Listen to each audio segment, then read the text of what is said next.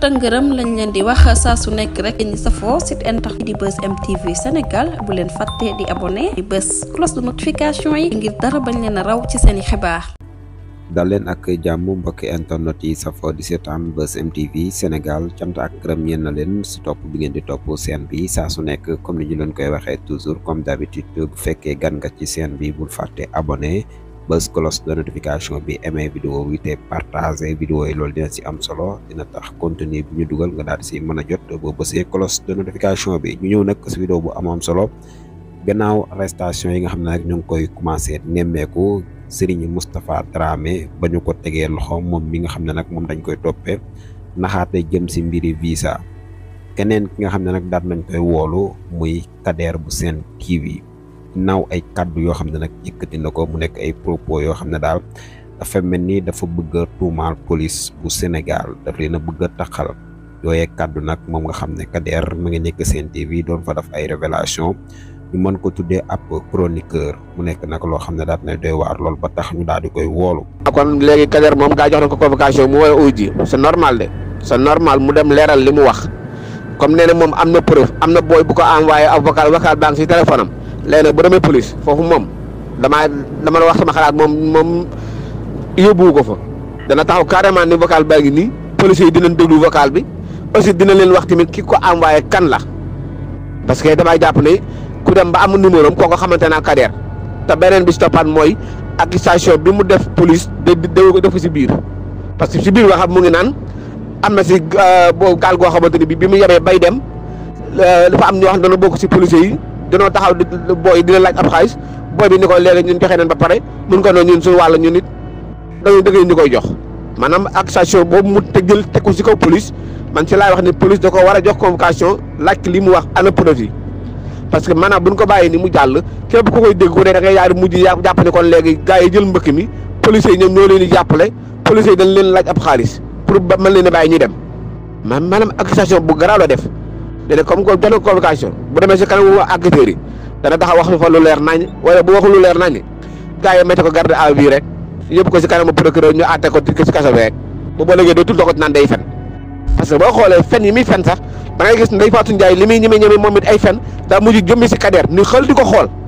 parce que xam na ni Kader mii moom tey daje naa ko Ndeye Fatou Ndiaye xam na ni tey daje naa ko dàq fen moo tax mu ni xel di xool Kader xam nga misaal bi moom mu ngi nii rek ana waa ji fi nekkoon départ ba bi gars yi bi gouvernement bi door a toog ba jaxate la xaw ma anamu nekk fi di rëy làmmañ lu ne mu wax ko ne si am jot ba nga naa leen lu mu doon waaye bi ñu koy jëma yóbbu ba ndox si kaso yi benn 2 mois xaw ma benn 3 mois bi mu génnaatee daa defaraat ay waxam de boo seetloo sorte yi mu fi def yëpp wax ji day wax ju dal wax ju tranquille nga xam ni kon kii kaso bi am na lu mu def si moom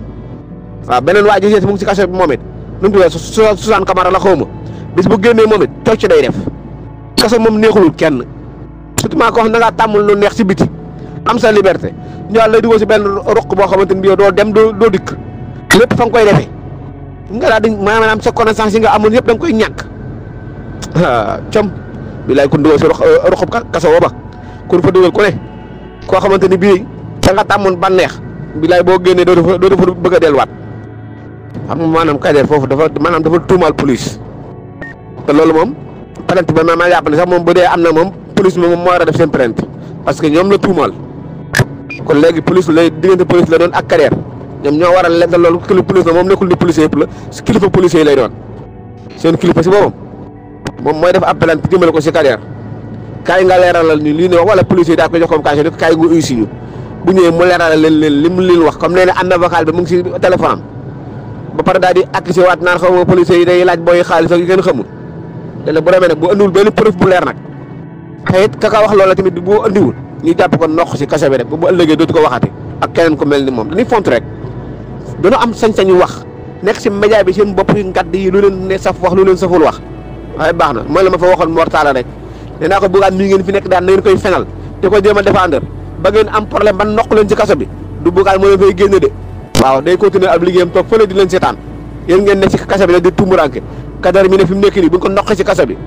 da ëllëgee dana xam ne Bougane njëru ko xam nga maanaam bul la ne ñii dañoo séddoo xaalis sénégalais bi ana kan mooy taxaw ban sénégalais mooy taxaw di ko weddi xam ne dañ koo pàccoo dañ koo séddoo ci nu mu leen neexee xam nga image bi mu ngi nii te même Antoine ñàkk jom it amoon na fi image boo xamante ni bii moom it noonu la demee woon